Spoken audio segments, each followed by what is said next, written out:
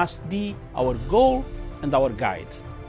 And all that we strive for as a human family, dignity and hope, progress and prosperity, depends on peace. But peace depends on us.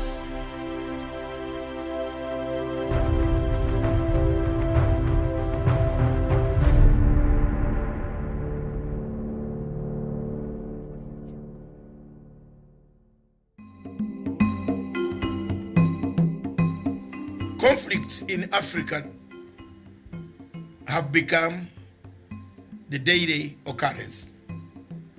Daily occurrences in many countries, in the sense that almost every African country, apart from the few, there is tension. One wonders where this tension at times comes from. Some of it comes from elections, a manufactured election, a disputed election results. Some come from territory. Some are terrorist-based, like that of Somalia and Boko Haram. Some are because of regime change, purely sponsored by external forces. But 95 to 96% of conflicts in Africa occur through the sponsorship of external darker forces that would like to benefit out of the spoils of war. George Soros stands as one person who has always been and will always be and shall be until the end, a man who sponsors any type of chaos, who does not follow which type of chaos he's sponsoring, as long as it is chaos that can topple a person he hates in Africa. Many African countries are undergoing this pressure, this tension, especially those that are conducting elections and whose timetable for elections seem to be coming in the near future. As a result of that, Africa stands warned, and Africa must stand on alert about the external forces that want to dismember this continent and create heavens of war, create insecurity, create mirage peace that Africans have fought after 66 years of gaining political independence. It is therefore my submission that most African countries, if they don't look at what George Soros is doing, we might have a shocker one morning, one by one African country being pushed out and the leaders being pushed out of power. The events therefore in South Africa, as proved from these detailed undercover operations, they prove that George Soros indeed has a say in South African politics. And therefore, we want to urge Africans and African heads of state and their military and intelligence systems to be careful and watch on the amount of money that is being pumped into their economies, because some of the money could be George Soros money that will end up to bring public disorder in most of the African countries. Thank you very much, viewers.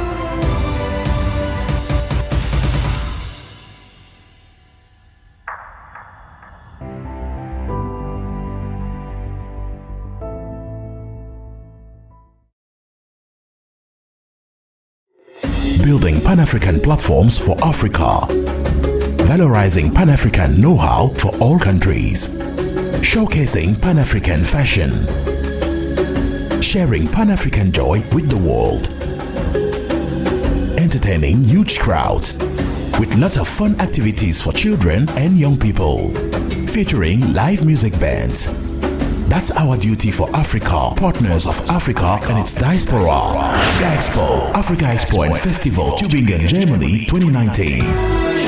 From July 29th to August 4th, 2019, 7 days for Africa at Tübingen, Germany as from 10 a.m. Featuring all 54 countries with Ethiopia, Southern Cameroon and Senegal in focus. Africa Market, food and drinks, exhibitions, church and gospel, festival with top African stars and the first Pan-African conference featuring keynote speakers, Professor PLO Lumumba, Dr. Pierrette Fofana and many others. Monday to Wednesday, children and young students days. Free entry. Thursday to Sunday, festival days. Top stars: Makumba, Manugalo, Black Prophets, Kwali, Lady B, Goma Africa Band, Bill Misha. Party, fashion show, parade and fundraising gala. Join us in Tübingen, Germany. To book, exhibit and attend, call or WhatsApp us at +49 152 106 103 74. Visit our brand new homepage at www.africaexpofestivalgermany.com. Africa Expo and Festival Tübingen, Germany. We do it the African way. Sponsor and partners. And a special collaboration of the Southern Cameroon's Broadcasting Corporation for a better visibility of your company and products.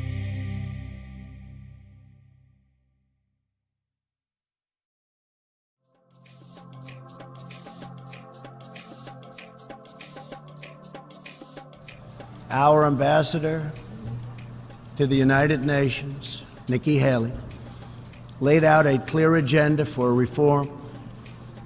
But despite reported and repeated warnings, no action at all was taken.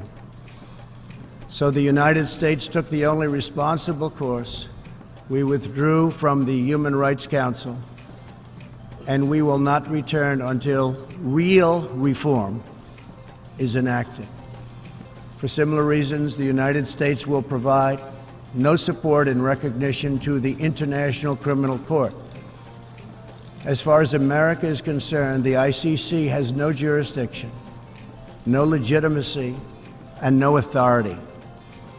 The ICC claims near universal jurisdiction over the citizens of every country, violating all principles of justice, fairness, and due process.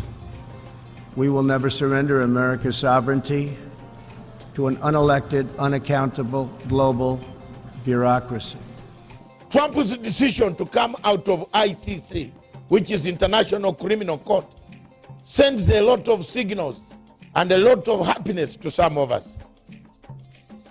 From time of the inception of ICC, David Matanga and others, I want to thank David Hoyle, my professor, Professor Hoyle in London. Thank you very much for mentoring me to stand firm to discuss the African question on the ICC.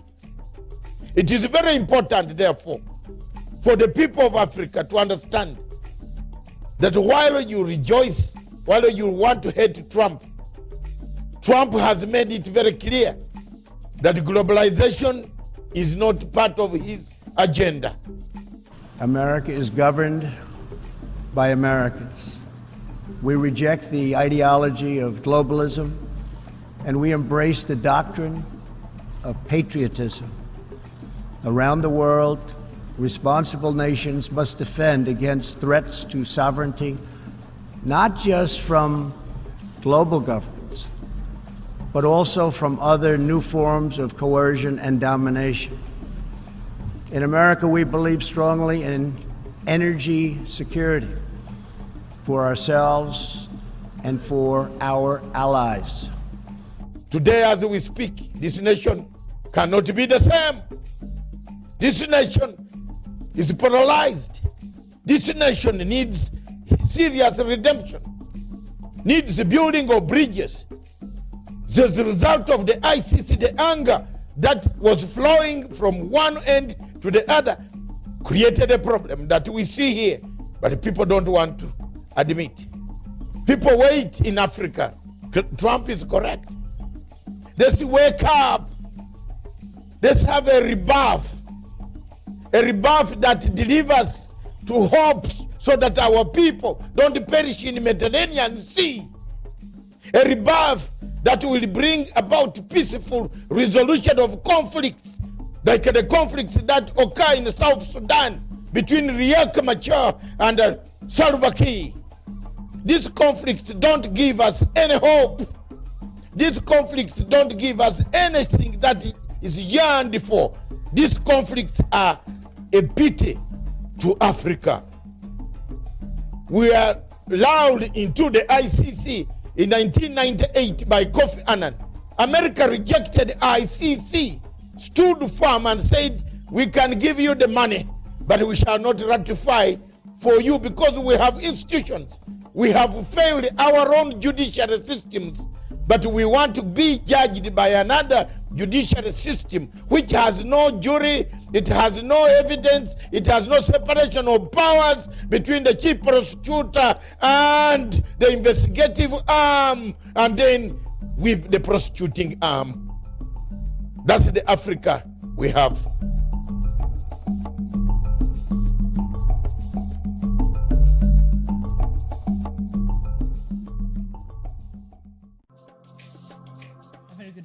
To you, and thank you so much for joining us. It is another edition of Good Morning Africa. The show is My Opinion. This is the last day of the month of July, and for Kenyans here, it has not been such a kind month to us in terms of the people that we've lost in this month, and we're still, mourning them, and some things are emerging, especially over now how the final burying or laying to rest or cremation is going to happen for the former member of parliament for Kibra. That advises the need for us Africans, to embrace something called the will. You write down, you call people who are dear near to you, and you tell them what you'd like to be done, especially if you know, for the case of Ken. I'm sure the doctor might have told him, and so these are things that people expected. We are expected to, make sure that it's clear. So when you're gone, it's clear how the final, resting place or the final resting, rituals will be done for your body. So these are things I think African conversationalists should start having, often, so that it makes easier for the people you leave behind. Thank you so much. My name is Miriam Gutu, and with me is none other than the good Dr. David Matanga. Good morning. Good morning, Miriam. Good morning, wherever you are, viewers in the world. I will only speak for a few moments. I will bring out the views that, because this topic is very important, on the legacy of the president and on the situation of Africa. The situation in Africa, has Africa lost values? Has Africa lost values? Has Africa lost morality? Are there morals? Is there responsibility in these positions that we get? I'm going to teach after Miriam, after we have talked about the entire fiasco of the newspapers, the Waititu mess, the legal understanding, the arbiter dicta. It's called arbiter dicta, the opinion by judges. But the judge was speaking from the bottom of her heart. She was saying exactly. From the bottom of her heart or from the legal perspective? No, the bottom of her heart. Okay. She's a taxpayer. Yes. Her tax is taken. She lives in Kiambu. Yes. Her tax is taken by Waititu. Her tax is taken by all the governors. Any Kenyan, any African. Judge Mumbi Ngugi. Yes. Okay. Any African, anywhere on this continent will feel so sad for lawyers to hide under the law, to tell lies on television, when the reality is there. Kenya cannot hide in the sand anymore. You know, every agency, you see, every agency in Kenya, every person in Kenya must pull out the head from the sand and address this issue. It is very bad. The values we have lost the values in Africa. Let's talk the truth. We kill our people. We steal money from our people. We demonize our own people. We separate. We clap for thieves instead of demonizing thieves and cursing, you know, putting them away in jail. We give them a tap at the back to go back and steal. If you can look at the way people are talking about protecting Waititu, saying that he should go, lawyers, stupid lawyers, friends of mine, I can call them stupid today. A man like Danson Omari, a man who used to beg for, let's go and have a drink. He's now, because he has got a Kisi hierarchy in court. Danson Omari has become a fixer instead of a man who used to speak the truth. He's a fixer in court. You cannot steal money from the same voters. Then you want to go back. What is an office? What is the responsibility of an office? An office is not the bricks. An office is not the desks. An office is not the human being, the secretary. An office is the responsibility you are carrying. So if the Constitution of Kenya is useless, it doesn't stipulate what Justice Mumbi said was her opinion, which we call obiter dictum. Obiter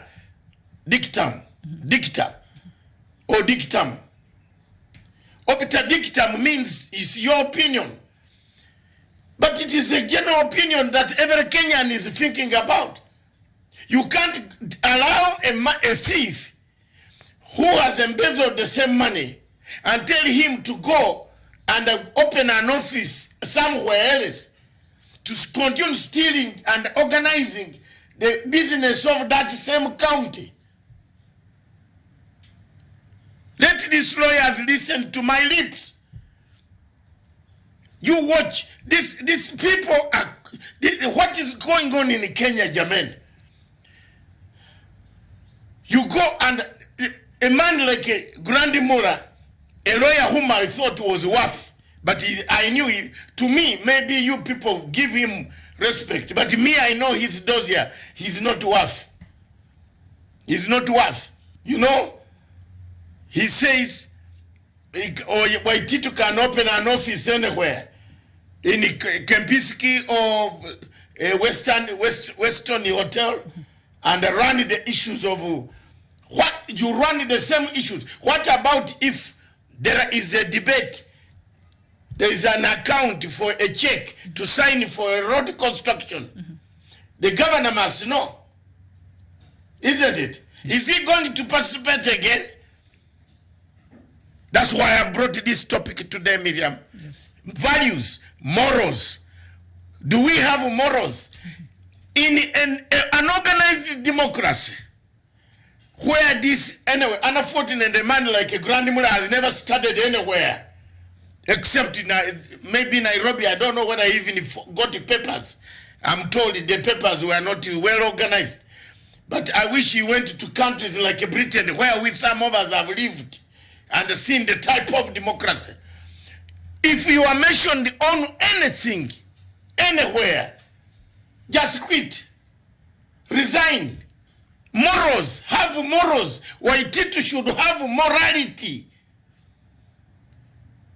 To say that the people of Kiambu gave him responsibility to hold their pass and then I touched the purse, I did something wrong, let me step aside, or let me resign completely. Why do you wait for you to be dragged? What the DPP has done is to set the motion of impeachment. East or west, it will come. It is a matter of you wasting time and creating confusion in your county. But there is no way Waititu can hold fire against the impeachment motion by the MCS. There is no way a woman called Mwiru can hold fire in the JSC. Whether you like or not, it is coming. So what you would do, like if I were Justice Mwiru, I would pave way, collect some little money, and walk home. And say, I have had enough, like a baraza. Because you have touched the integrity. How are you going to sit in that court? How are you going to sit in that office? Even if you collect the office in Ruiru, and you don't go to Kiambu. To Kiambu. Even if you hold the office in the Weston Hotel, where you always go to meet at night, you can now hold an office openly. And you don't go to Kiambu. You'd still be handling the responsibility of the people of Kiambu where you stole the money. And some of those matters are still under investigation. Yes. That's why you've been banned from that office. It is not the office, it's not the bricks. The physical It's space. not the physical space. Office. Yes. It is that office. You as an individual who Yes. holds that responsibility of that. You are the office. Yes. The governor of Kiambu is the office. So they are misinterpreting what the judge said. Exactly. So Justice Mumbi was saying, don't you have morals? Madam Justice Mumbi was correct in her accidental talk after she was only trying to tell our Kenyans that surely this is not the type of people we should have. And we agree. Yes, Kenyans agree. If you ask Kenyans whether Waititu should hold office or should even go near Kiambu County, they will tell him if there is a way to remove his house. Even people from Kiambu don't want him there anymore. Yes. So now, some lawyers, Majority because of money, you saw the headline. This headline is paid by, I know the money. This guy has come back. Ogenda pays always where Ogenda is involved. I told you yesterday, where this lawyer Ogenda is involved. He's a thief, he's a fixer, he's everything. And I said, he can sue me, what will he get from me? Can he take one of my children? You can take one of my children, Ogenda, if you want, if you don't have.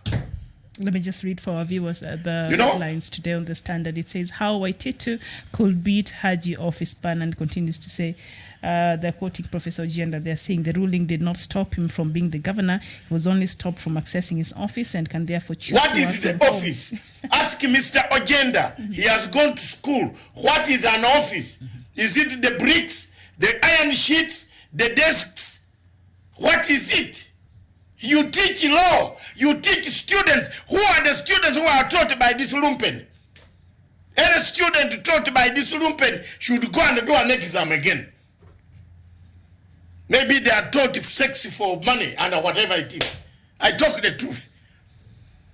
You can't say the office is the premises. The office of the governor is the governor himself. Responsibilities is the office. Yes. You hold the office on behalf of the voters of Kiambu. Yes. And you cannot tell me you are holding the office, the block, the iron sheets and the bricks and the cement and the concrete. That's why you should not step near concrete. Okay, let's say for the example, argument case, and the Kenyans listen to me. Let's say you want to construct another road. Waititu is charged for giving contracts to the wife, the husband and the whatever. So many people. And the daughter and the son. Is he not going to see? How is he not going to discuss the matter? He's been barred. He can't participate. Yeah, He can't. So how does he you say he should not go? Should the work of Kiambu get stuck and it stops because 1/5, one man who used the office, who destroyed the office, the responsibility of the office, the values of the office, the moralities of the office destroyed. That's why the deputy governor is there, and he's happy to carry on with the responsibilities to hold fort until Waititu is cleared. And that is, I think, is what the law says. And when you look at even the requirements according to our constitution, he has violated every bit of that. Being a public servant, he has violated that. And what Ndindi Nyoro, Mr. Dr. Nyoro said, he didn't say he has overthrown Waititu. He only calmed the situation. I was listening in English language what this guy was saying. He was saying the work is going to continue. When the governor finishes his work or his problems that he has, he can return. He will return and we shall continue. Because there's no telling how long this case will go for. So yes. He can't hold the people of Kiambu cannot sit down. And yet, then what was the use of us, of people in Kenya selecting deputy? Yes. What was the use of a deputy governor? That was the reason as to why. That in case the governor technically has a problem, it is not removing Waititu from his office. The impeachment route is removal by impeachment through the Senate and through the MCA. That is a route. And Waititu will not escape. You can go and apply to heaven, to mass. He will not escape that route. The immediate thing, what Nyoro was saying, is they cannot leave the county without leadership. And the things that cannot wait. The things that cannot wait for Waititu to clear his name. So what Waititu can do, if I were Waititu's lawyer, unfortunately there is no lawyer in this country who is Mama, who is very right. All of them talk about money. He tells you the law nicely. Then lastly says, payment. But British lawyers would have told Mr. Waititu, look, surrender, go and talk to your deputy very well. You can work from a remote control. In short, what Judge Mugambi or Magistrate Mugambi was saying was Waititu works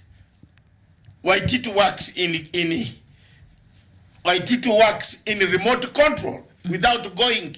He can work with the deputy governor without going to the office and tell the deputy governor, I am in trouble, but you can run until I finish my case.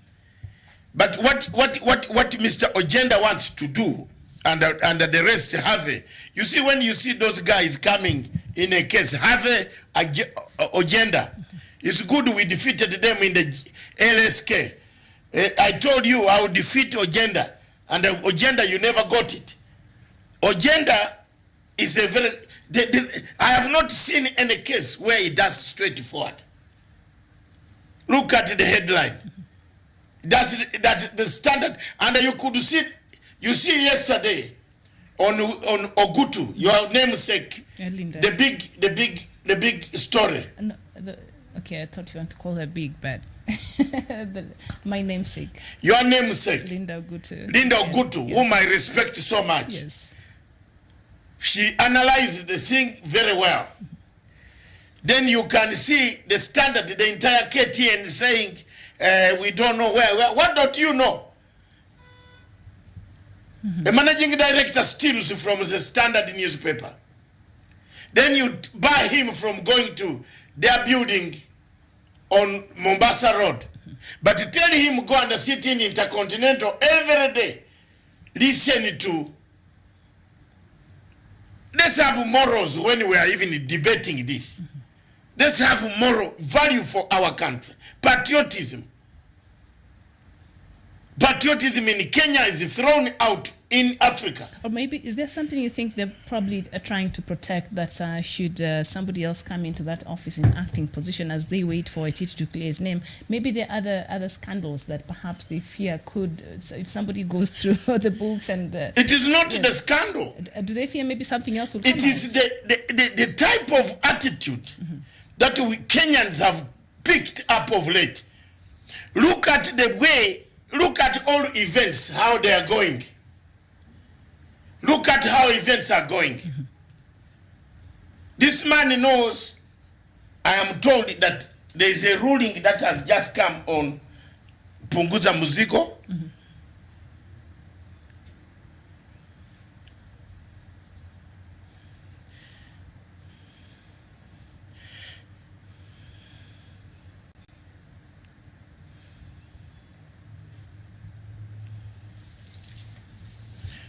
Thank you very much, the judge. Again, Mumbi, this judge Mumbi is going to do miracles.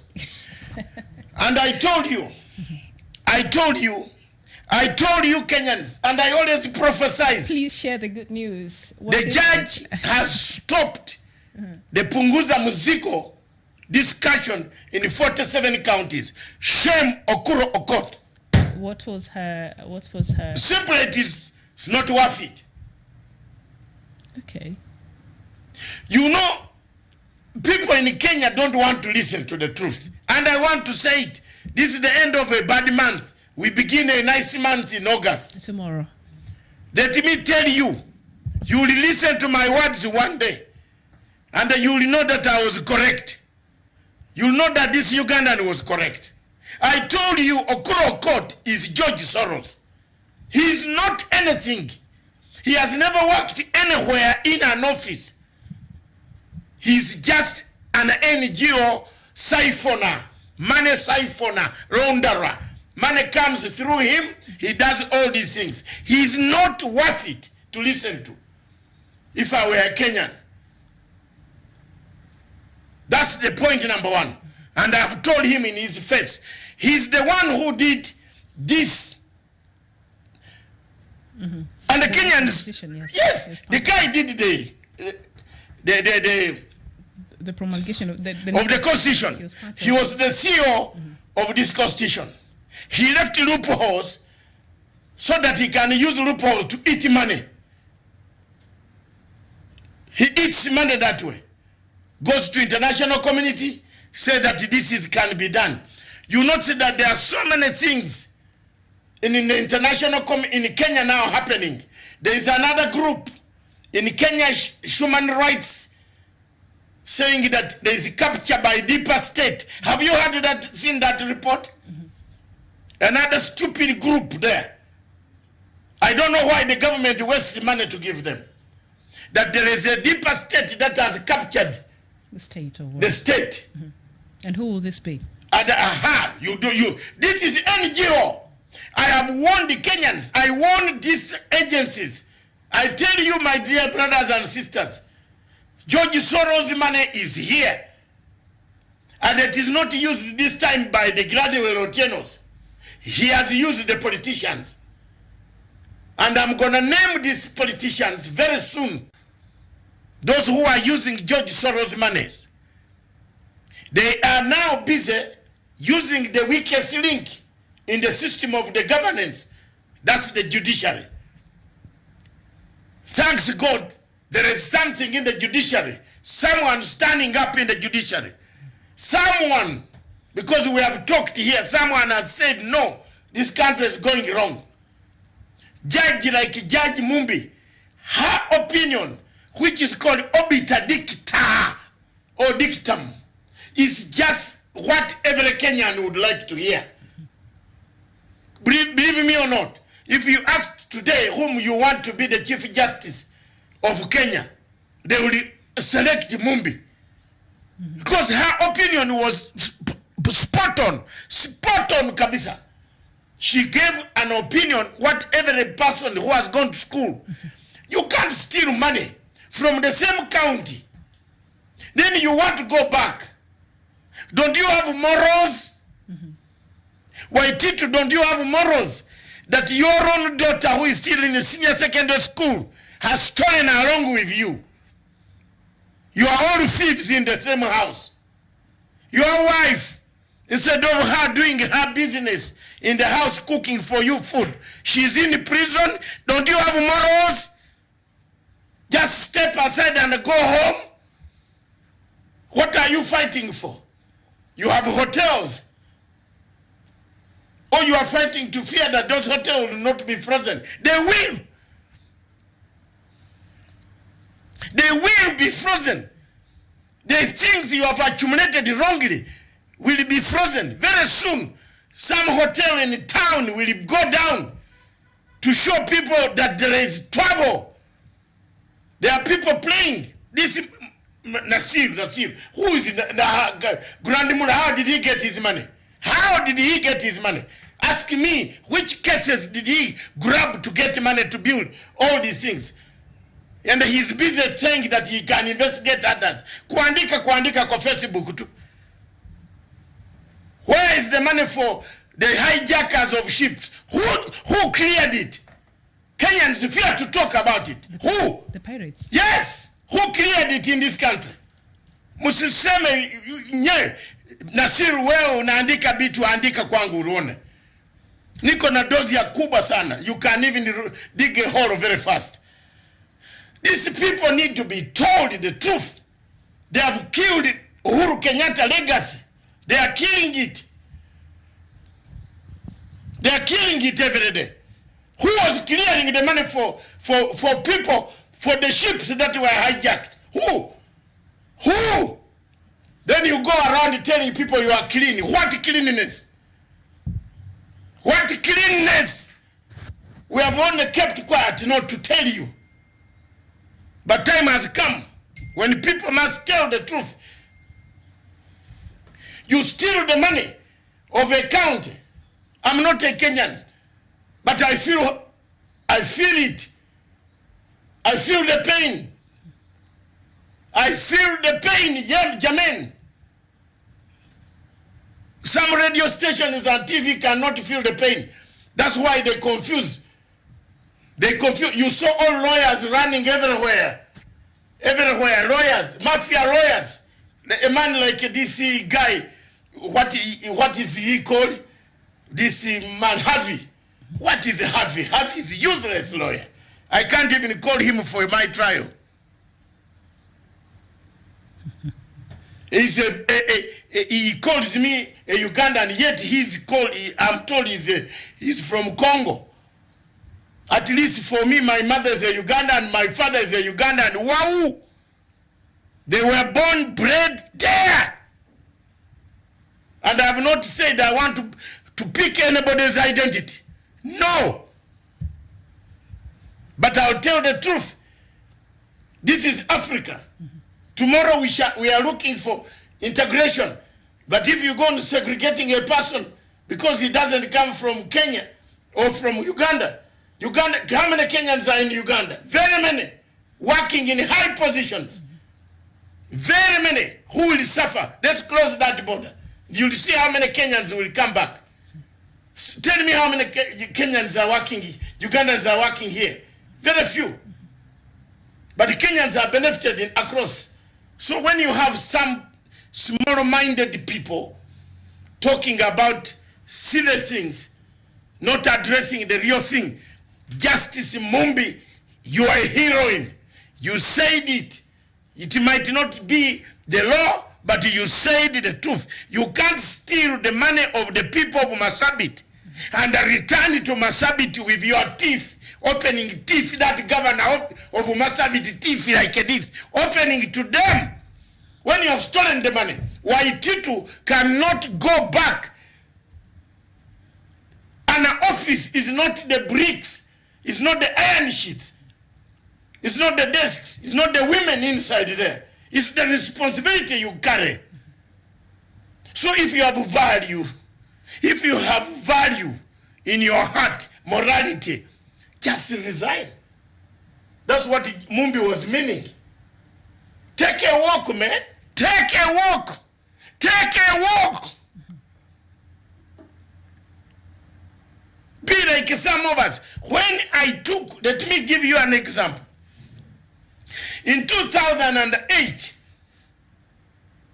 I took an agreement. I went to Kampala. Museveni signed an agreement. Museveni gave me a document, a letter, up to today I have it. Say, this is, I agree. I flew into Garamba Park, searching for a rebel who had killed over 1 million people. I found him. He told me a lie, that go and tell Chisano, you have not seen me. I said, no, I'm not going to tell a lie. This is the agreement. It is here, sign. I take it back. I give it to the UN, the EU, the AU that had sponsored the peace agreement. I was just a facilitator. When the man told me, go and tell Chisano, you have not seen me, in my heart, I cannot tell a lie. I said, okay, you have, this is the agreement. It's a very good agreement. And you agreed. You had signed part 1, part 2, part 3, part 4. It was only one, all the 5 accountability, reconciliation, everything was there. Reparations, return, demilitarization, the area where you are going to stay, when you come back, who will protect you? You will never have any problem with Uganda government has forgiven you. Good agreement. Konyi tells me, go and tell a lie that I said me, David Matanga, to tell a lie. Never. When I left the forest and arrived in Rikwamba, I called a press conference. I said I've resigned. And I said, if Konyi has got a brain, you call me back. But thank you very much. I've done my best. This is the truth. The man is there right now. He said he's not, I should tell you a lie. No, I can't tell a lie. And what happened after that? After that, he called me back. He said, you are the most principled man. And I saw him again. You're not scared? No. What would scare what? He's younger than me. He's a smaller person. But he was very brutal, you know. With brutal, I was not scared. I'm also a soldier. If he wanted to do it, he can kill me. But he will not kill my children. I have 8 children, very well organized in the brain and everything. Will you kill them? Will you kill them now? Some of these people threaten people for nothing. What? Wako na nini? Wako na nini? Sisi tuko na watoto wamezaa, wanazaa wajukuu. Sasa utakill me. If you kill me, those boys will look for their grandfather, who was once powerful, who talked. So hii mambo ya kusema mnatishatisha watu, kutishatisha nini? Waititu should just do one small thing. Get off. Allow the people of Kiambu to reorganize themselves. You can't go back to the same place where you failed to do the road and say, what about if the meeting is concerning road construction? Will you wait to attend or not?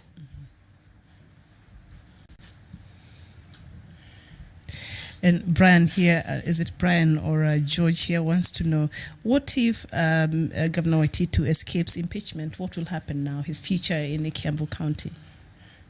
Which escapes, if he escapes impeachment, he goes back to work. Mm-hmm. But it's not going to be business as usual. Yeah, no, he goes back to work. Mm-hmm. If he escapes impeachment, which one?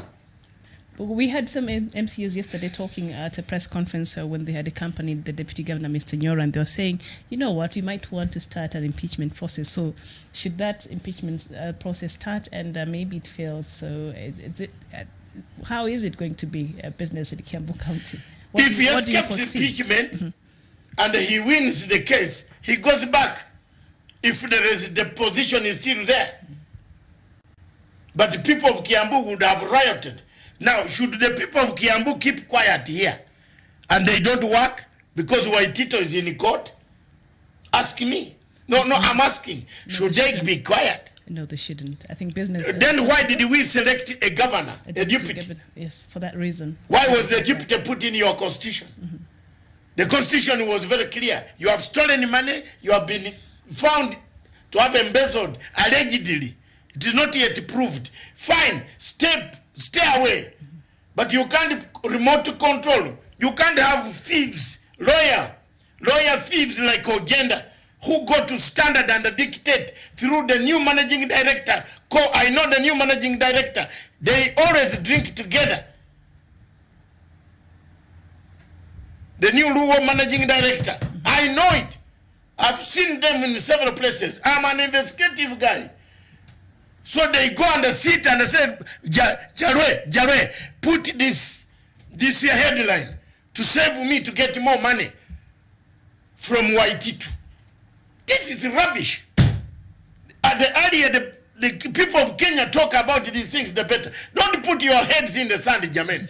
This is your country. This country is being usurped with George Soros operations. Muzigo, sijui, Muzigo, what? Do you know? Let me tell you. The beneficiary of Muzigo, of Uhuru, do you know who is the beneficiary? Who is it? The MCAs, no? No, Uhuru Kenyatta. Okay. Could you explain that in simple layman's language? How? Yes. The biggest, for example, if we allow, Uhuru, whoever, these younger boys play very stupid politics. All of them. This Okuro, this is young, these are 46, 40, 50. They are playing stupid politics. They sit down with Chebukati plus another guy, a mafia, a man above. They say, petition quickly to stop Raila's BBI. Stupid. It was made to stop Raila's BBI and Uhuru's BBI. Full stop. So Chebukati could not have verified those signatures in those few months. In 1 month, 1.2 million. If you look at those signatures, they are fake. They were signed by people. One man signs because Kenya does not have a data bank here yet. What? That's the truth. Bank, put it there. And tonight I will introduce the program. Matanga never loses hope. The Punch. The Punch. Have you heard it? The Punch. That's my show. Again, Anna Kiguta, you can steal. And the K24, useless. You can steal. I'm introducing the program, The Punch. Whether it will be broadcasting, it will be broadcasting in South Africa, in London, and in Nairobi. Thank you very much. I am telling you now, we are not going to keep quiet. We shall be punching all the way. So that is the show, The Punch. And I want to give the punch. Sincerely, you can't tell me that Punguza Muzigo was verified. There is no data bank for signatures in Kenya. So how did Mr. Chebukati verify? Let's bring it on the Punch.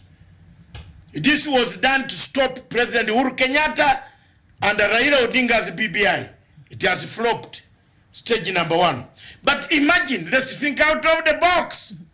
If it went through, the beneficiary is still President Uhuru Kenyatta, because he will rule for 7 years. Was it going to be implemented now or after? Yes. After the election? No, before. Before. Imagine now we release, if the president agrees to release Mr. Okuro's, we shall be in power for another extra 7 years. I don't think President Kenyatta would want People did not see. Do not foresee those mafia sitting, those people. You know, I told you there was a link between Okuro, Chebukati, and another man whose name is very sour in my tongue. Okay. And then you can guess.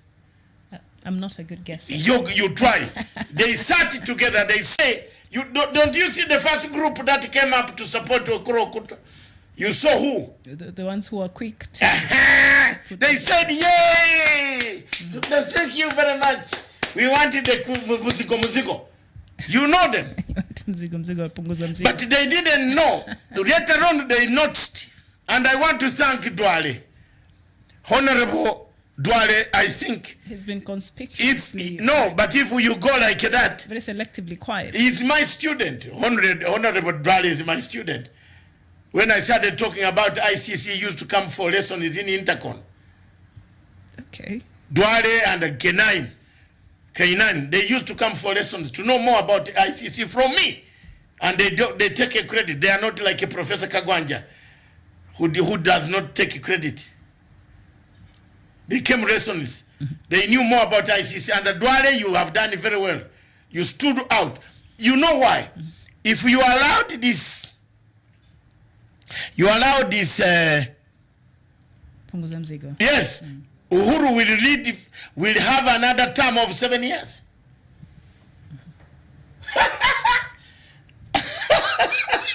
If you were to go for another yeah, we do the referendum next year. Uhuru atapata miaka 7. Will it be automatic or we will be forced to? Because now, no. We have crashed. Everything you have been doing here is over. Zero. We start afresh. So bring it on. Because the promulgation of the new constitution started after the elections in 2013. That is when. So if you do a referendum now or next year, and the people of Kenya decide that the president takes 7 years, you have to give Uhuru the first 7 years. So he has to start again. Yes. So now that man above realizes, so that one is a problem. Is that why they've been very quiet? Yes! Over? They are silly kabisa garbage. Kubwa. Uyo Kebukati is somewhere in London. He came yesterday. Alienda for a conference in Chatham House. Okay. I follow everything. You know? Frank Muya saying here, Matsanga, you're right. Punguza Mzigo has its owner fighting the president to implement his legacy. I smell someone high in the office is also linked to this Tanga group. So that is according to Frank Muya. Exactly. The best route that Kenya can have stability is Raila handshake with Uhuru Kenyatta. Full stop. The rest is stupid. There's no other route. And I have to tell you frankly, I read the redemption strategy. I said it. The rest of these routes that you are bringing up now. Oh, mama. So perhaps Okoro Court would have waited first for the BBI report to come out in October, and maybe if he felt something had not been included in that, then perhaps he would have come out with this referendum change he wants. Or has he even presented his ideas to the BBI team? He had started running to Nakuru. Because you are wearing a blue tie and a red tie and you run that you have, because you have a suit, you have no brain. You can't run around. BBI has 9 points. 9 points that touch every Kenyan. The biggest problem of Kenya, and let me say it again, because we ended this bad month today. Hey, this month has been very bad. Let's end it today. The Kenya has got one big problem. Elections. There's no problem in Kenya. It's elections. You have the best people, smiling people, welcoming people. You have kept us refugees. You have kept thousands and thousands of refugees. You are the best people on the continent of Africa. But you have one problem. If you fix that one problem, that problem is election. The manner in which you want to conduct your elections. And the only solution I give you, Kenyans, and listen to me carefully, is to fix elections by introducing proportional representation in voting, and you will have a country like South Africa, like today. Each tribe will be in parliament, That one that has not missed will be me in proportional. And you will have every MP, even if you have 600 if you want, but they will all come from through. We do not want 600. No, I am giving. Example. It will come through proportional representation. South Africa had elections in May. There was not a single man who lost life in South Africa because of elections. Nobody's even talking about it. Nobody is talking about it. Everybody is in parliament in Cape Town. Malema is beating people there, but he is proportionally represented.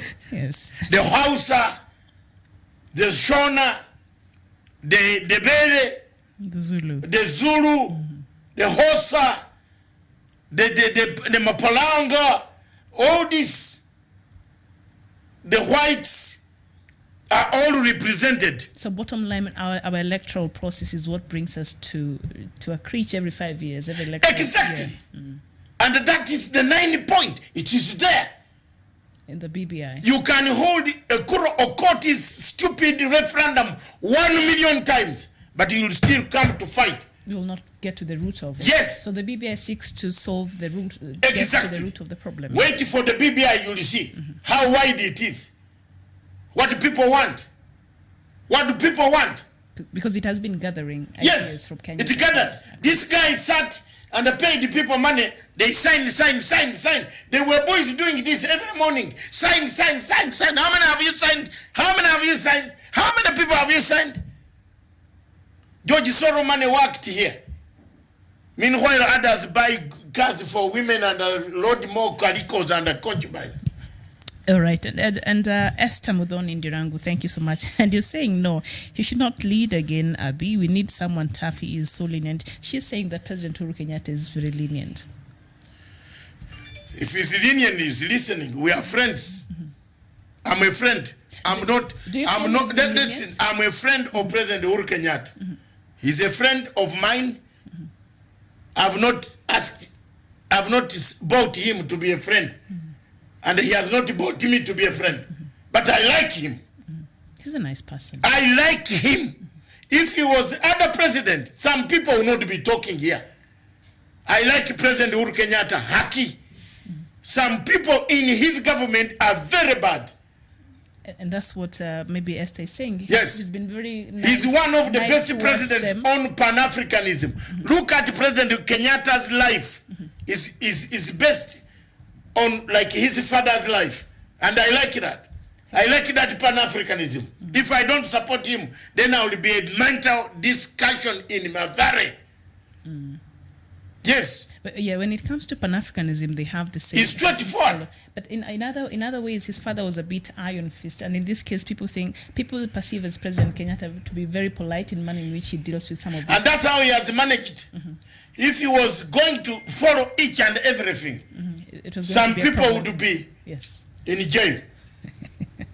All right. So would you say? And those who take him for being a coward, and that's why I've taken this to write the legacy. Yeah, that word. Mr. President, I don't mind. You can give somebody to write that legacy book. I am writing it, and I've written it. I'm now on chapter 2. Every day I research, every night I research and I write. You compare that with the one you will give, you will see mine. It's the best. It's the best because I understand the direction the guy is going in. The difficulties he's having. The rotten administration, the parastatals, they are gone, stolen by mafia. Who still then come and tell us, bank guarantee, we have a bank guarantee letter. Where is the letter now? Where is the letter? Show it to Kenyans. Can you show Kenyans that bank guarantee letter? Show them. Money is not stolen. The Italian man, South Africa, this morning I was talking to the chief of intelligence in South Africa today. He told me, can we trace that guy quickly before Kenya captures him? So they also want to get... Yeah, they have issued a warrant. The owner of... South Africa has issued a warrant for the Muzungu who came to Kenya. And you see, when you people see Muzungu, you dance like a stolen chicken. You know, stolen chicken is going to be released from the fifth. People danced and lost the money. I think it was structured like that. Posero. The people who were doing that. South Africa, the prosecutor there has issued a warrant of arrest for Mr. CMC Ravera, Mr. Posero. In fact, I am waiting for instructions. I might go into Rome tomorrow morning. Doctor, this is a criminal enterprise. They have stolen from 251 farms across the globe, not just listen. No, but now we want to manhandle him. We want to catch him. We go into Rome, catch him mafia way. We take Jamaicans from London to go and catch him. We are not. Let's not waste time here. He has stolen the money. We won't get that money. And what is... And there is another guy in London who has stolen, who has been the conduit. That's the one we have got. Kenya, catch this guy. You will get everything from this mafia here. To transfer such amount of money from London into Dubai using Kenyan diplomatic passport.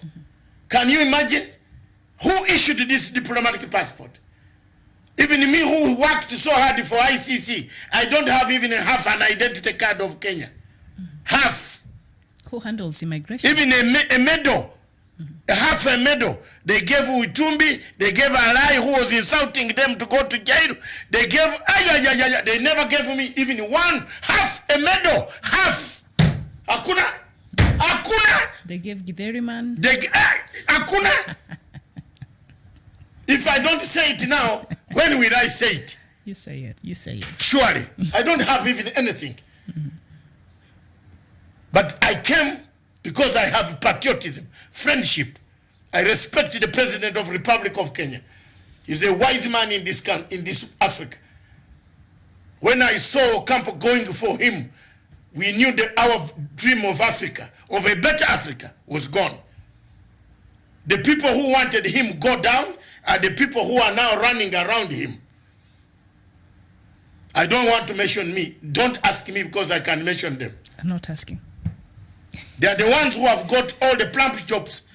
But for us, when you are working as a volunteer, you don't expect a reward. I didn't even get an identity card. But there is a man in London with a diplomatic Kenyan passport who is ferrying cash. Who is ferrying cash stolen from the taxpayer? And then you want leadership in this country. What? What leadership? Muache. Let me be poor, but I have a principle. Those who have worked with me, you know yourselves. You know yourselves. I'd rather go and die in jail, but not for theft. Other things, you can do anything for me, not for theft. I'm principled. I want to do a project and it is honest. But some of these people, thieves. And the thieves want to go back. Do we have morals? We have exhausted our topic. Almost. Do we have morals? Does YT to have morals? To see your wife, you are supposed to be in bed and make love. You are in prison, separated. Can you do that? That's a problem. You steal, both of you? A man in Africa does not steal with a wife. A good man in Africa steals alone, die alone as a man. Then the wife can bring you food at the committee. But both of you, food is being brought to you because you have found free money to enjoy. Then you want to go back and be in that residence of the governor? Surely don't you have morals? When will a lawyer of defense lawyer tell his client that, no, I'm not going to take this case because I morally feel very bad to stop and tell lies like I did to Kony.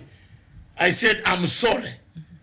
I've come back, but I told Kisano the truth. I'm sorry I couldn't lie. You had already killed Oti. Now you wanted me to lie what? That he died of diarrhea? Oti is the guy he killed in your presence? Yes. I told them the truth. He said you go lie. He Yeah, go and lie to Kisano that the river was overflown. We have not arrived. Then I said, but you are here. He said, you know you are the chairman. You'd work it out. I said, no. And I came back. After that, he called me. I said, I've resigned. If you look at my statements, I've resigned with effect from today. And if they want to call me back, they know my number. I'm going home. I got a jet, special jet to drop me home. I've gone. I'm sorry. I'm no nonsense. I went. They called me back themselves because it is not me. I'm not a combatant. I was helping you to get you out of the bushes. To get you an agreement that could have given. How many of the commanders of LRA came back? They are there in Uganda. President Museveni knows them. They are there. They are there. They have not been killed. They are there. I struck an agreement that guaranteed them. But if you tell me to go and tell lies, if I told lies, would those boys be staying there? So there are no lies on my side. That is morality. Have morals in Africa. You cannot have an African Union. Look, this is what has killed Africa. People are dying in Amazonia, in Cameroon. As we speak now, there are women being raped by Cameroonian army. The African Union, that guy called what fucking? He's fucking seated there, going to France to collect money every month, passing on his account. I am going to release those accounts. Time has come. I'm going slowly. That Chadian man from Chad, he's keeping quiet. People are dying this side. Amazonia is finished. I have raised this voice. Am I not a happy man? The Security Council has picked my voice. You saw what is happening. Haven't they discussed Amazonia? They have been. Who has shouted more here for 3 years? Matanga. You tell me that you have more shouting better than me. Tell me. I raised the voice 3 years ago. I said people are dying in Amazonia. I told Baroness Scotland, these are friends, personal friends. It's not that I need an appointment to enter Baroness Scotland's office, except when she's with the Queen. But alone, I will just tell the secretary, Matanga is at the door. He said, let him come quickly. For a few minutes, I'm going for a meeting. She will not refuse me a meeting. She will never. These are my contacts. I told her that if you don't bring this thing up, history will kill you. Is Amazonia not on the Security Council list now? It is. Yes. Yes, Amazonians. I'm now tackling Nigeria. And what I've been saying, God seemed to be showing me exactly. Didn't I predict that Nigeria is going to fall to parts? It has fallen. It's about to collapse.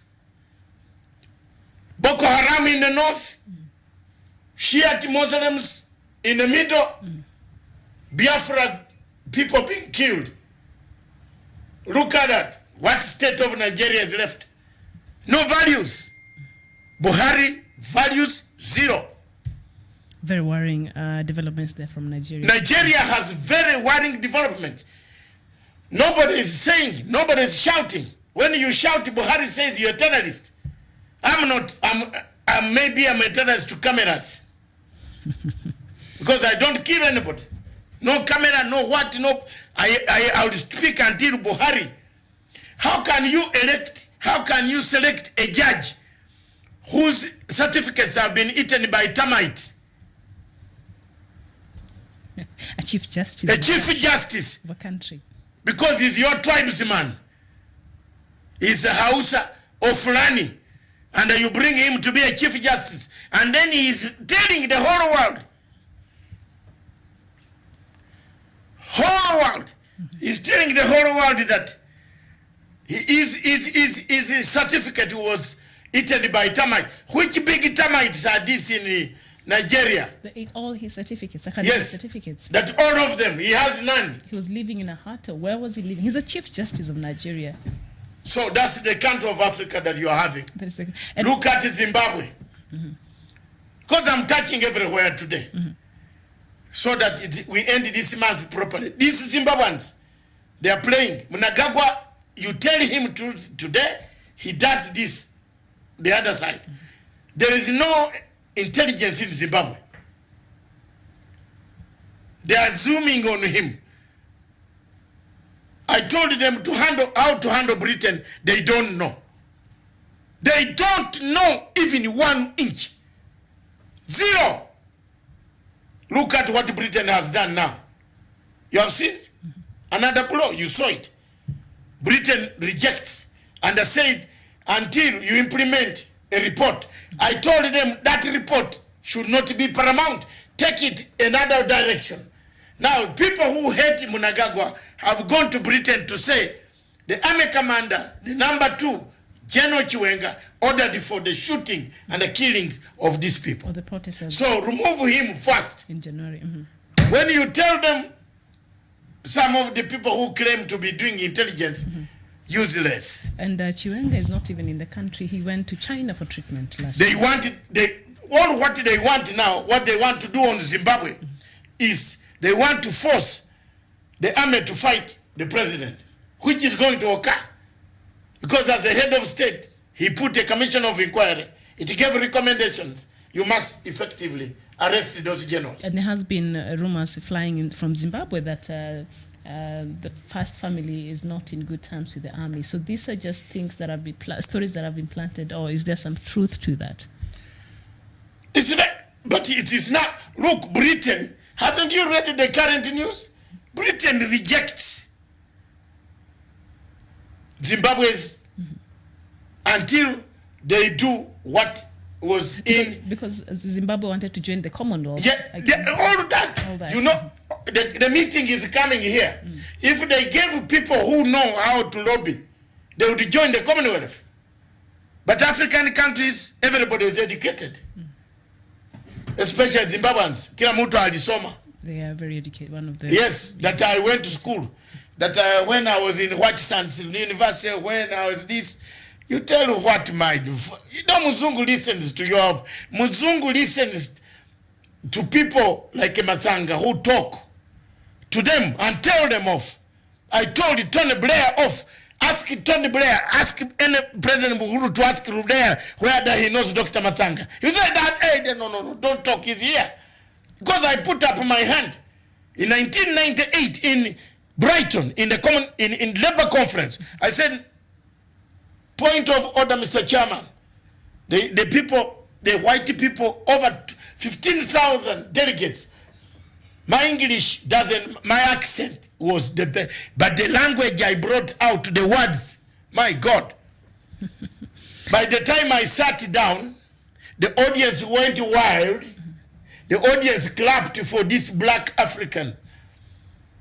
Because I said the truth. I said, don't isolate Zimbabwe. Mr. Prime Minister, let's contain Zimbabwe. Contain. Containment. The policy of containment is better than isolation. Now Tony Blair runs around these countries looking for work to do. That let me write your mail, do this lobby. The audience went wild. He said that guy is correct. During break tea, everybody came to me. Telegraph, this Guardian, what waliandika? I put up a point to save British Empire. Let's not isolate Zimbabwe. Let's contain Zimbabwe. Let's contain Zimbabwe. We could have contained Mugabe. Mugabe would not be a monster. Mugabe would have been allowed to go and shop his good suits in Harrods, like Moi was contained. The last meeting of Kenya to get what they got, Moi was in London, in the Park Lane Hotel. Girongo, you are watching. Girongo, you were there. Gumo, you were there. Fred Gumo. Yes, you remember me. What did I ask Moi? What did I ask President Moi in Ipakaren? Mr. Girongo, you were there. What did you ask Moi? I asked him, haven't you served enough?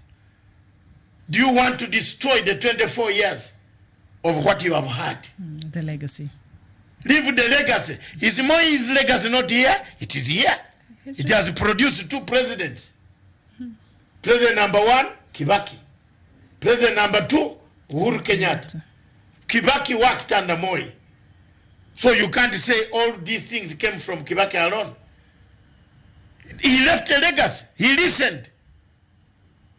Ask Girongo if I was not in the Pakareni Hotel, the last meeting. Then Moi came back and said, Kwisha, Wazungu talked to him. Wazungu talked the same thing the African had talked.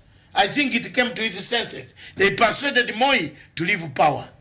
And he did. And he did, handed over power to multi-party system, multi-party democracy, which eventually defeated Kanu and became a multi-party real multi-party. Is that, has Moi been touched? Isn't he seeing the fruits of his 2 governments, Kibaki and now Uhuru? And they've been the legacy. They've been taking care of him. But Doctor, just going back, pedaling back to, you've mentioned Nigeria and also Ambazonia, and I think I have some news here from Ambazonia.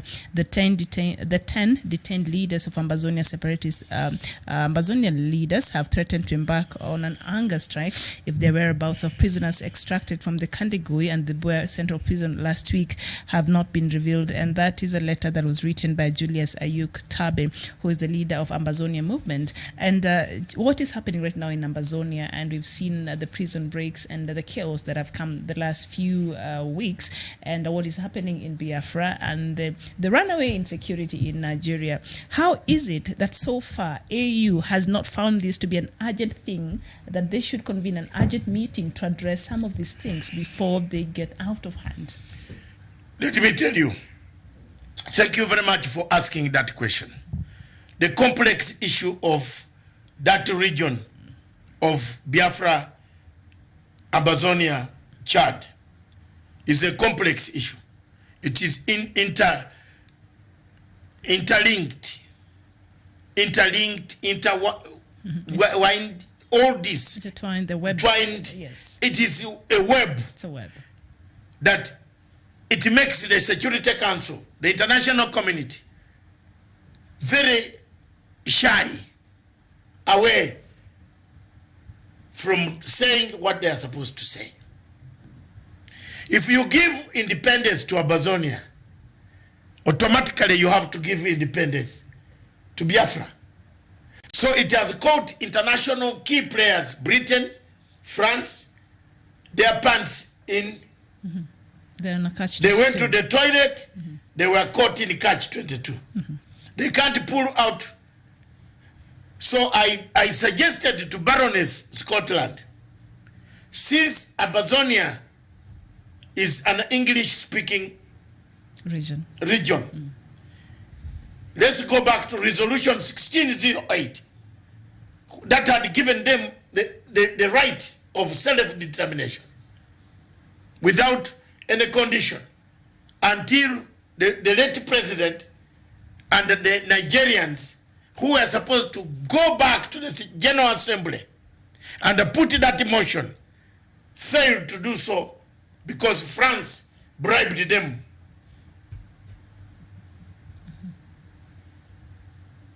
France bribed them.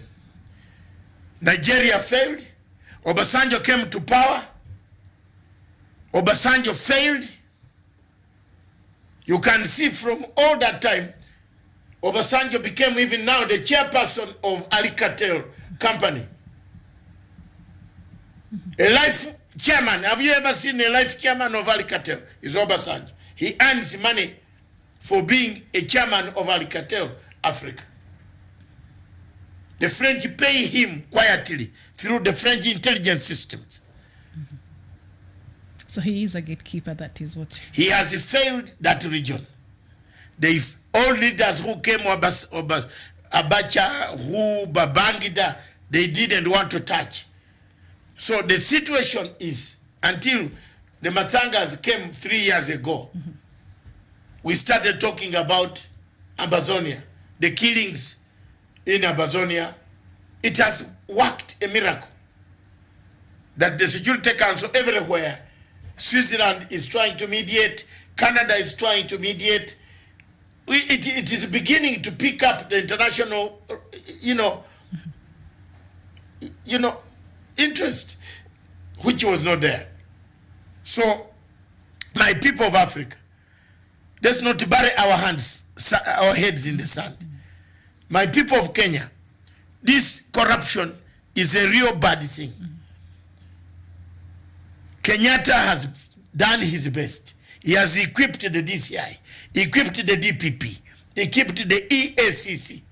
They are not lacking cars. They are not lacking. There is a bishop who prays for them every morning, called my cousin,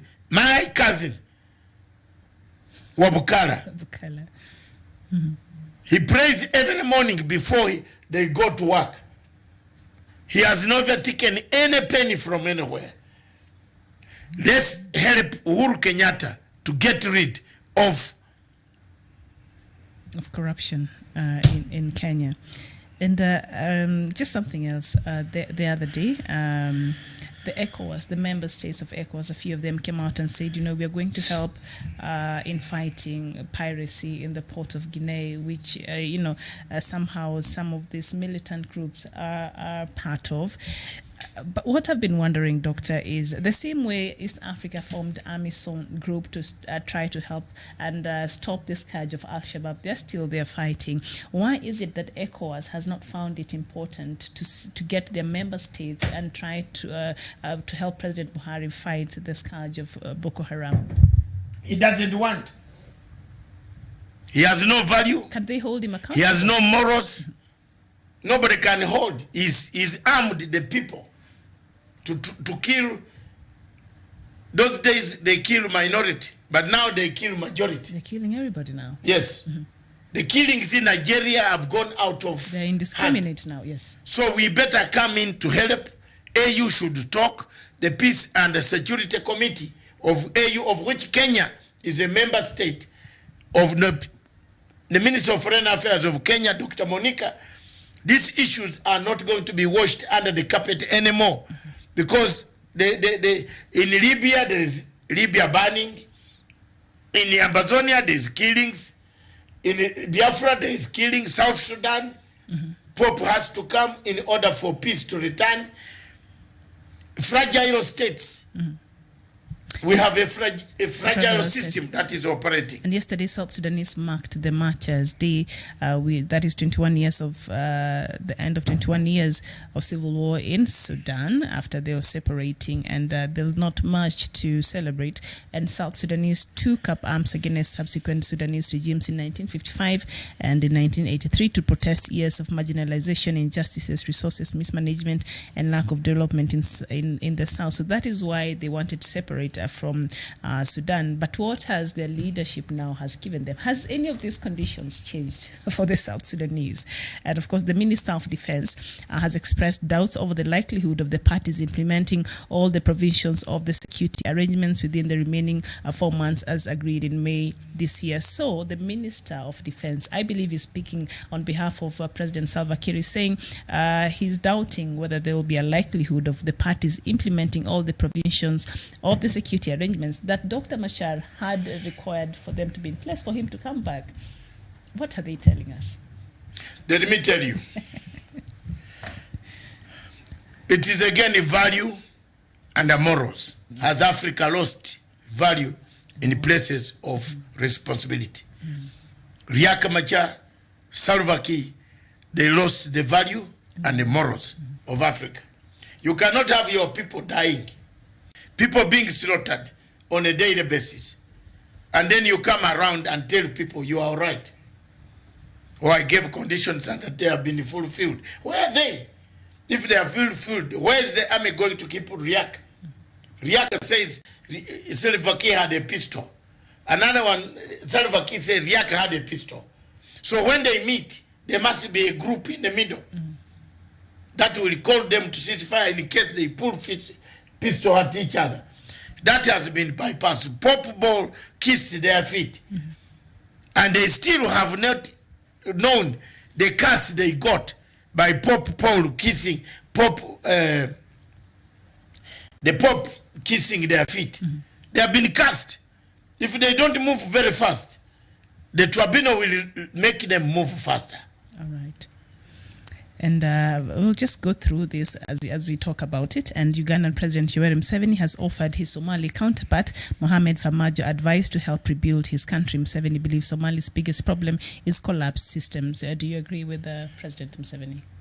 100%.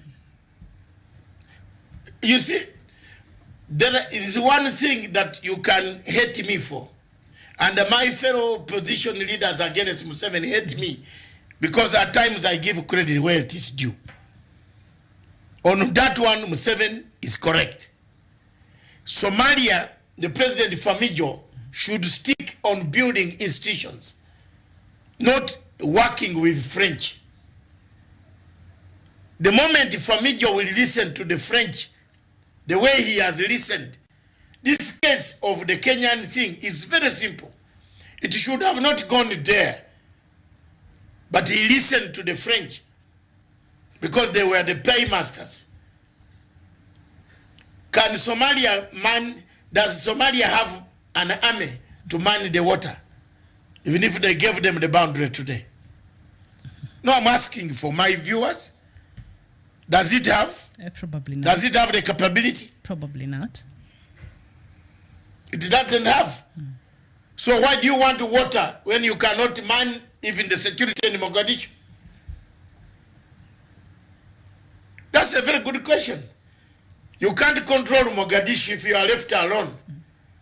Not even for 1 second. He's not able to, yes. And then you want to man an ocean, which is millions of miles. Is that not hypocrisy? You want to bring a border dispute between Kenya and yourselves, yet there has not been this border dispute before. And yet you cannot even man the security for 1 second in Mogadishu. Museveni is correct to say, build your institutions first. You don't have the capability of institutions. You are mangering.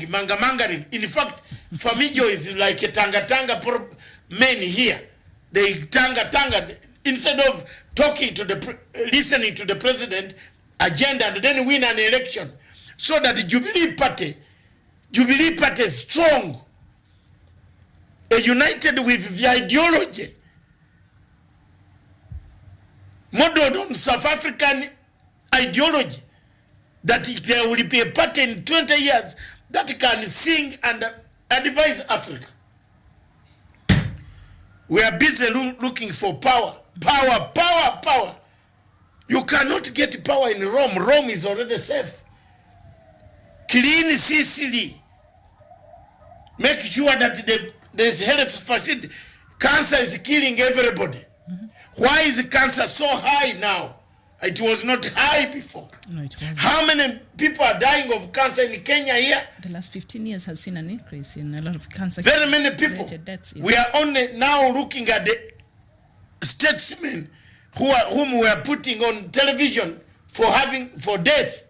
But how many the ordinary Kenyans and the Ugandans are dying of cancer? A lot. Yet these machines can be obtained and quickly installed. And then they can help to detect early cancer. Why is Britain, everybody not dying of cancer? Why? Because they are detectable. wanakuambia wewe hii kitu inaanza, start treatment. We need that. People should change. They should change. They should have values, morals. Why should we waste a whole page on Waititu when in an actual sense, whether you say the money was what allegedly proved before beyond what, the money was taken. Why should we waste the whole money on A and a K when we now know the dams were, Mama, even if you look at me up to heaven, it is gone. 4 years later, yes. It's gone. That money will never be recovered. It's gone. There is no bank after hearing this mess which will pay you. They came and contracted local people to supply. They have not paid them. Suppliers who carried the things, if you did, they have not paid them. Sometimes on that even. But the money was got.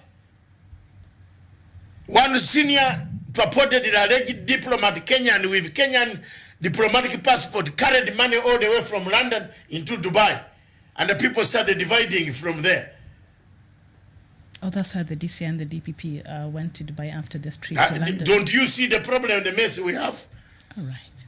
And then we were told, don't worry, not a single coin got lost. Got lost. In front of the judges.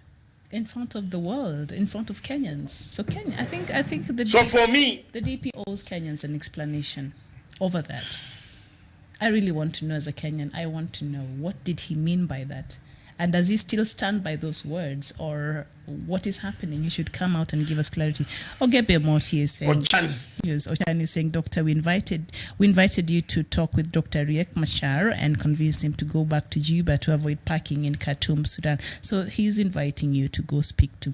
You've done it, I think. You've talked to Dr. Riek Machar. Look, I'm not going to. Simple like that. Ochan, yes. I'm telling you, I'm not going to do it. I cannot be preparing him for food when I have no food. When he gets there, I am not. When he left South Africa, did he bother to call me? Who was talking about it every day on television? Me. I did it. What is difficult? To pick a phone and talk to Daglo? I'll talk to Daglo.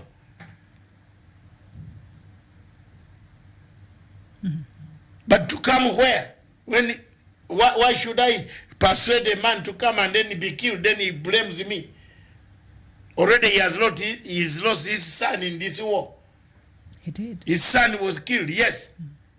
So I don't want to get involved now, not anymore. Let IGAD do it. Am I paid by IGAD? Why do they drain my knowledge? Then they don't pay me. Why? I've done enough for free.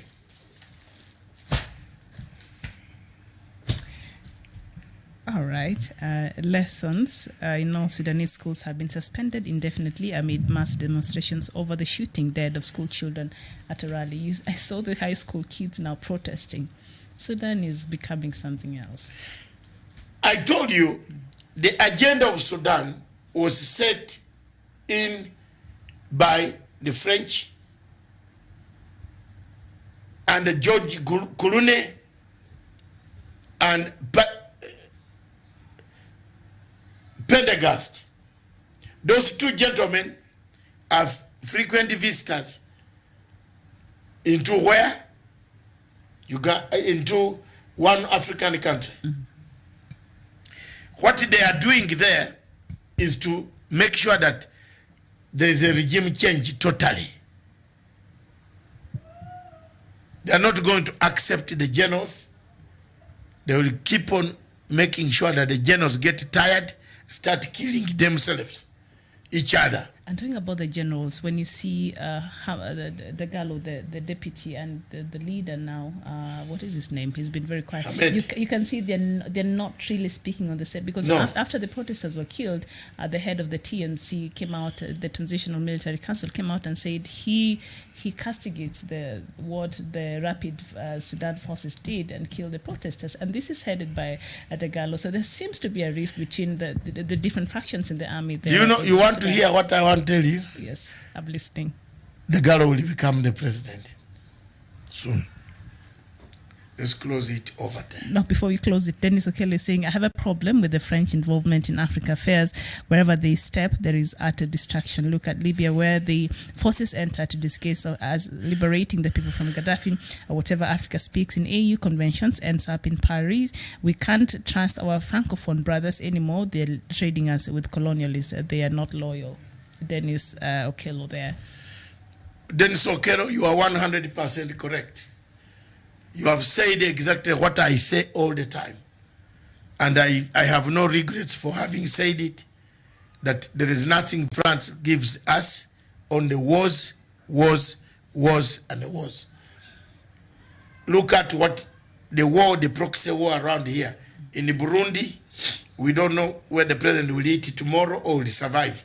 He's locked up in a house, he doesn't travel. There's a war looming there, a proxy war. When you look at that Somalia, who is paying for the Somali who don't have a central bank to be able to go and fight a case that costs millions against of Kenya. dollars against Kenya? A country that has been very helpful to them. Kenya has been paramount. There is until we get rid of hypocrisy and we return values amongst the African countries and ourselves and have morality. Morality has collapsed. Morals have collapsed. There's a man coming here bringing somebody calling Jesus. Someone is asking us a question. You have seen it there? I've seen Long Chun. You're saying the story of the fake Jesus in Kenya has it that authorities deported him as he was invited by a South African pastor who handed him a microphone after the service. Believers in that church took pictures with him. He was seen dancing Makosa, Kwasa, Kwasa, a word of those who are seeking the real face of God should be aware. Yes, we saw him here. I think they were here as missionaries and they went to a church.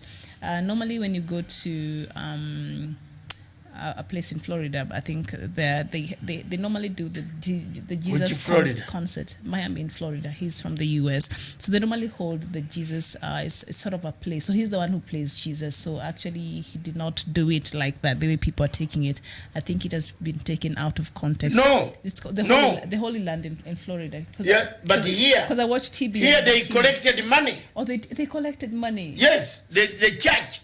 Me, I've told you, Miriam, those churches where there are drums, guitars, and so on. Don't take me there. Let's go where the organ is there. The organ, All the Saints. Original. All Saints, yes. All Saints Cathedral. All right. Some of these churches, please forget, don't tell me Matanga. There are no morals there. How do you bring somebody called Jesus? Wouldn't we know that Jesus was coming? And they collected money from people to come and see Jesus somewhere in Kajiado, I think. I saw that news item. Long Chu, thank you so much for that. It's a shame. Yes. So thank you very much. The Kenyan newspapers united against the vote. I've talked about the BBI. And if you want the Muzigo, even Uhuru could be 7 years. In fact, if you hold the referendum, then Uhuru can start afresh 7 years. You can start afresh. Because that the other arrangement is nullified. I think at this point Kenyans would rather have Uhuru than whatever the option. So there you are. There you are. Do you have anything else? Not so much. No, in Ivory Coast, there's a new development. Let me just read this very quick. Maybe you can tell me what you think of it. The meeting between former Ivorian head of state Henry Konan Bedi and Laurent Gbagbo in Brussels, Belgium, is raising questions over the political atmosphere in Côte d'Ivoire. The two met for the first time on Monday since the post-election crisis in 2010-2011, and the agenda of this very important reunion mainly focused on the country's political situation, on the national reconciliation process, human rights issues, and of course independent electoral commission, as well as the return of Laurent Gbagbo to the country. It should be noted that the meeting leaders came as the country prepares for presidential elections in 2012. So 2020, that is next year. So Ivory Coast will be going for the next elections in 2020. So from this meeting of former Ivorian head of state Henry Konan and of course the embattled Laurent Gbagbo, they met in Brussels. Ouattara, should he worry about these two heads of states, former heads of states meeting? President Ouattara. Ouattara is at a loss because what is coming, he doesn't know. The two men are the real Ivorians. Ouattara is from Burkina Faso. So their meeting now strengthens the position of the real Ivorians who are being ruled by an outsider called Ouattara. So there is some fragile situation that could arise in Cote d'Ivoire. But all this, it comes back to the French involvement in Africa. The French are bent on the side of Ouattara. We can't have any changes coming out peacefully.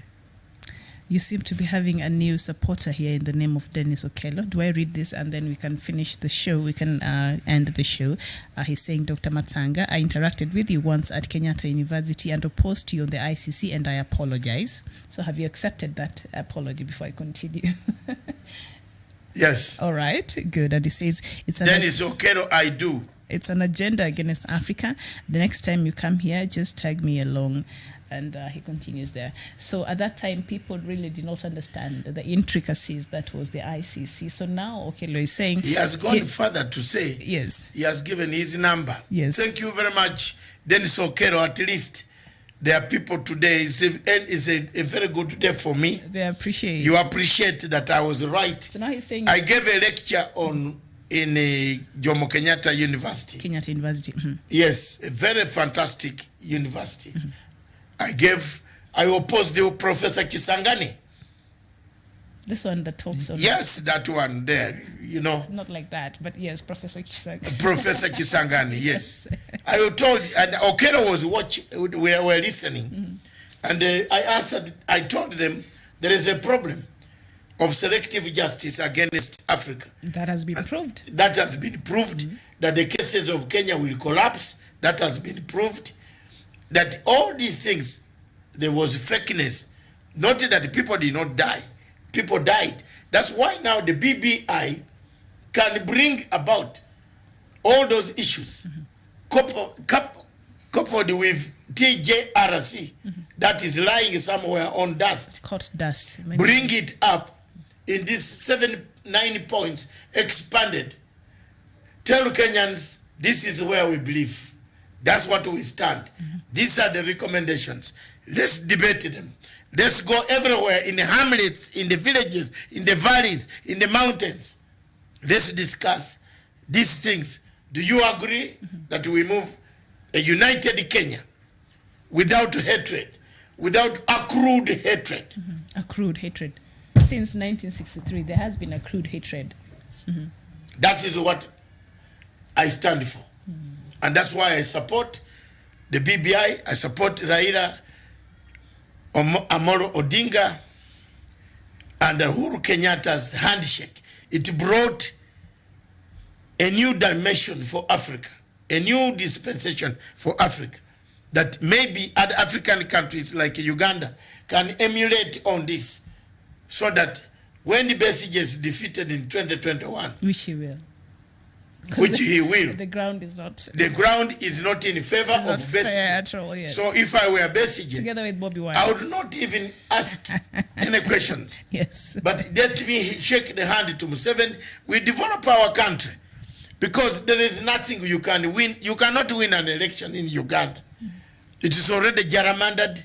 It's already done. There is no electoral reforms. Everything is upside down on elections. And that is the worry. That's why I told you yesterday, if you don't ever count me in those sham areas. Thank you. All right, thank you. So anyway, he says also he also needs Uhuru now more than anyone. He says Kenya needs Uhuru now more than anyone. So thank you so much there, Dennis Okello, for watching. And the rest of you really for we've had a very interactive section here today. So thank you so much for keeping it a Punchline Africa Television. My production team has kept your number, Dennis. We shall discuss. I'll call you.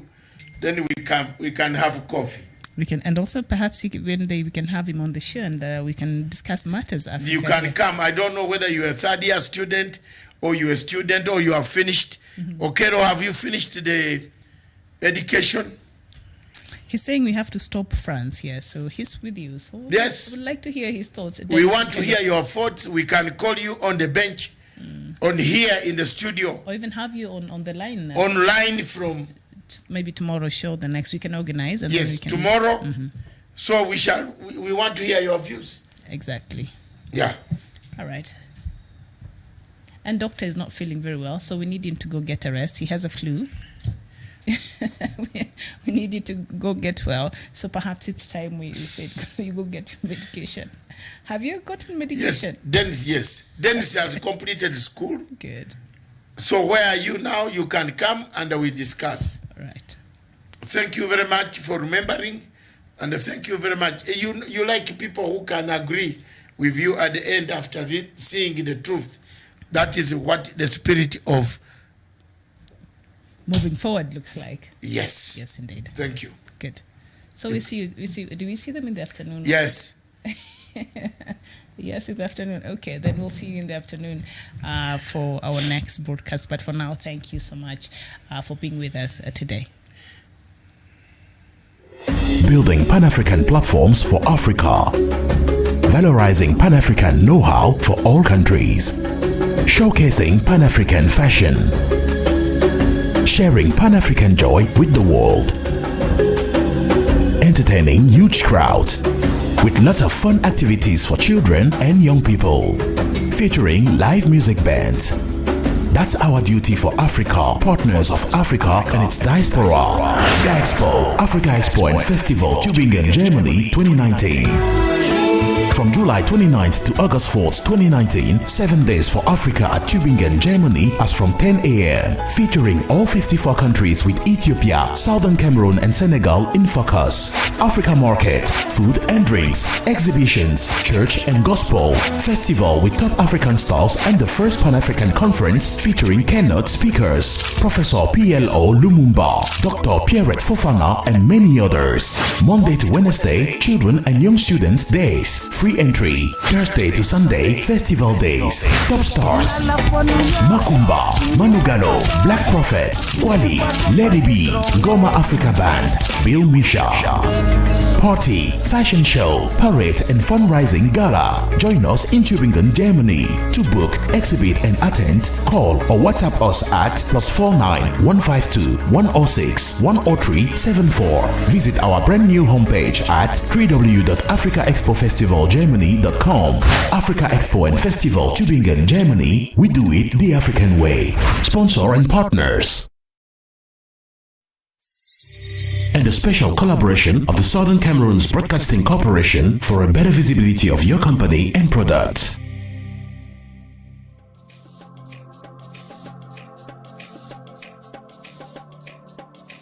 Way back in 1998, the late Secretary General of the United Nations by name Kofi Annan thought of an idea, brought an idea of saying the only way to bring world order where crimes committed that are not punishable in local courts, local countries, regional courts could be taken to an international crimes court. The Rome Statute and Rome Treaty of 1998 July was an offspring of already cooked DSGE intelligence system mechanism to keep Africa under check. Up to date, the French government pays 70% of the salaries of the International Criminal Court, from the porter to the judge, to the prosecutor, and the rest of the other people. This was a project of Kofi Annan and the Kofi Annan Foundation, followed by George Soros as an accomplice of Kofi Annan, brought in by Louis Moreno Campo and the entire system of the West, some countries in the West, to keep check on African countries that did not agree with the policies of the French and to their policies of Western culture. The International Criminal Court Chief Prosecutor Luis Moreno Ocampo agreed in all this that yes, he has been picking money, extra monies, and we followed the story together with my group in France, powerful investigators in France who worked together with me, and we found out that truly speaking, Luis Moreno Ocampo, Fernandez Gumedi, the former judge, the president of the International Criminal Court, laundered money, some coming from American banks themselves. This evidence was put in the ICC. In the case of Bashir versus the chief prosecutor, I filed an application which I still have and which I'm going to publicize again so that people can know that I was right. I've been vindicated because the American friends now have found that my credibility is real, that I was right when I stood up to say this court is corrupt. This court launders money, $17 million of United States money, laundered through Bahamas, through New York banks, back to Ocampo's personal assistant, by then called Fernandez Gumedi Silvia, who later on rose to the ranks of becoming the president of International Criminal Court. It has taken us time, energy, efforts, resources to investigate the corruption scandal that have rocked the International Criminal Court. Why should African countries continue to be in the ICC, yet even the superpowers like America are saying no, we have enough courts to try our own people? Viewers, it has taken Americans over 20 years to listen to our voices when we told Rainberger in Nairobi that this court is a corrupt court. Today, on the eve of September the 11th, I want to deliver a clear and unambiguous message on behalf of the President of the United States. The United States will use any means necessary to protect our citizens and those of our allies from unjust prosecution by this illegitimate court. We will not cooperate with the ICC. We will provide no assistance to the ICC, and we certainly will not join the ICC. We will let the ICC die on its own. After all, for all intents and purposes, the ICC is already dead to us. A case of the Kenyan people. These cases in Kenya, the chief prosecutor called Fatou Bensouda put serious statements at the end of the cases, discharge and termination. In legal language, these cases pose a very serious threat in the future. What the people of Kenya can do, and they should do, is today to wrap up the work envelope. Because until this envelope is sealed, thrown in Indian Ocean, the chief prosecutor in the future will come and look for that envelope, use it to incriminate people again. It brings me back to the situation. America is sealing its journey out of the ICC. Why do you wait? Why don't you take this opportunity to seal your journeys out of the ICC? America is quitting, warning that it cannot no longer be a party to such an obnoxious court, a court that has no powers, that talks from this side and vomits from the other side, a court that cuts and pastes evidence, a court that buys witnesses, a court that incites incentives, gives incentives to witnesses of a passport and a relocation, then you tell lies about people. The court that sentences you as per the words there. Why should you leave a country that has a jury that checks on what the judges would do, the excesses of judges, and go to a country, a court that has no jury? Time has come for Africa to think. Do we need this court? Does Africa need this court?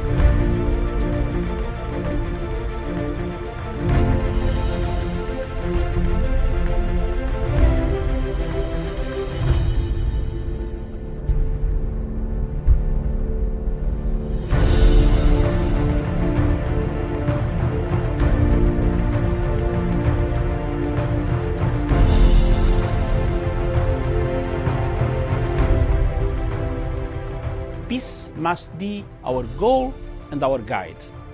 And all that we strive for as a human family, dignity and hope, progress and prosperity, depends on peace. But peace depends on us.